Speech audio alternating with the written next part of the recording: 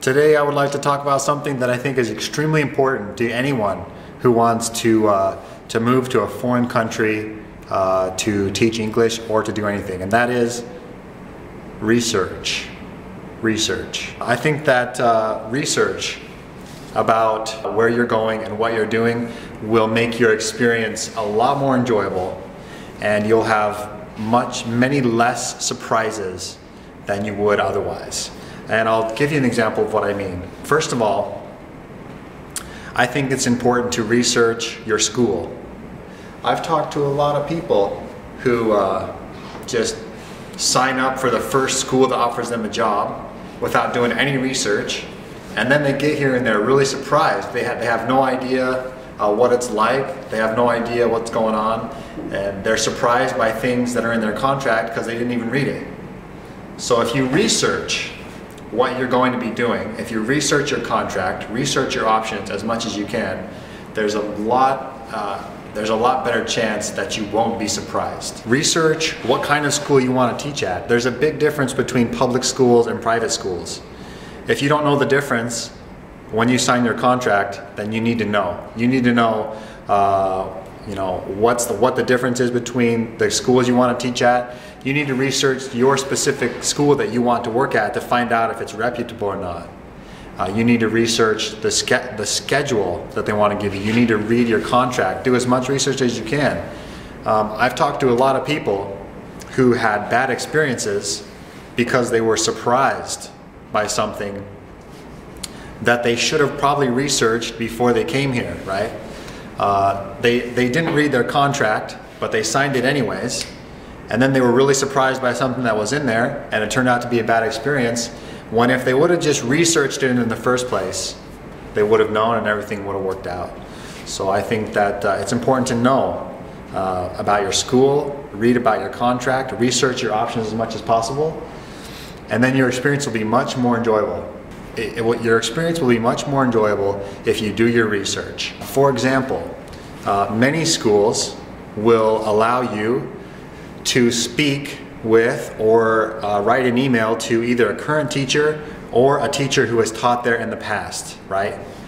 If you ask your recruiter, or if you ask that school if you can talk to a current or previous teacher and they say no way, that's probably not a good sign, right? That's probably not a good sign. I'll give you another example of something that you should probably research. Things like food, right? I'd met a guy on the subway who came to Korea, and I said, "How do you like Korea?" He said, "Oh, it's pretty good." And he said, "But I'm allergic to seafood and I don't eat pork." And so I said, "Wow, you came to Korea and you can't eat seafood and you don't eat pork. Wow, in Korea they eat a lot of seafood and a lot of pork, a lot of fish, and a lot of pork. So if you come to Korea, you're going to be eating a lot of that. A lot of spicy food, a lot of kimchi, things like that. I mean, you will be eating those things if you come to Korea, right? So if you can't stand that kind of stuff, you might want to think about research. Research. Before I came here, I ate Korean food with my Korean friends. I tried kimchi. I had a pretty good idea about the spicy food and what I was getting into. So when I came here and they wanted to eat like spicy fish soup, I was prepared for that, right? I knew what to expect. And it helped me to not be so, surprised by that. I'll give you another example. It'd be like the weather. I think that when I came to Korea, that was the thing that surprised me the most. Because I came here and I didn't know that it gets so cold in Korea. So when I came here, I had one little kind of windbreaker jacket. And so then at the beginning of the winter, I decided to go out and go to this little outdoor market, right? So I get out there with my little windbreaker on, and it was cold, right? It was cold. So I had to go out on that day and buy an extra jacket. I had to. There was no other option. I was gonna freeze to death, right? It was terrible. So if you do some research about the kind of weather that there is in that country, then you'll know what kind of clothes to bring. You'll know what you need to do. Another example would be language. You need to research your language.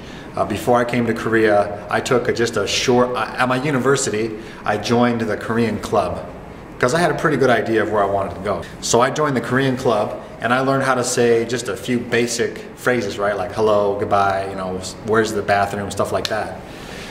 When you ask your school or ask anybody, you know, do I need to speak Korean to teach English in Korea? They're gonna tell you no, right? They're gonna say you don't have to speak Korean in order to come here. And that's true. In order to teach English in Korea, you don't have to know how to speak Korean. However, you still live here, right? So when you go to the store, you have to ask stuff like, where's the toilet paper? Or like when you go to a restaurant, it's a lot easier if you can just order in Korean, right? If you know how to say a few basic things, your life will be much easier. If you live in Korea, for example, and you can't even go to the store and say, where's the toilet paper? It gets a little complicated because you can teach English all day long without speaking Korean. However, if you live here, and you have to function, and you have to go out and get on the bus. You have to go out and ask people for directions. You have to go out and find things. And it's going to be a lot easier if you can speak a little bit of Korean, right? Trust me on that. Trust me on that. There's a million other things that you could research about where you want to go. And the more research you do, the less surprises you'll have, and the better your experience will be. If you have any questions for me, feel free to send me a message. I'll do my best to answer them. Thanks for watching. Have a wonderful day.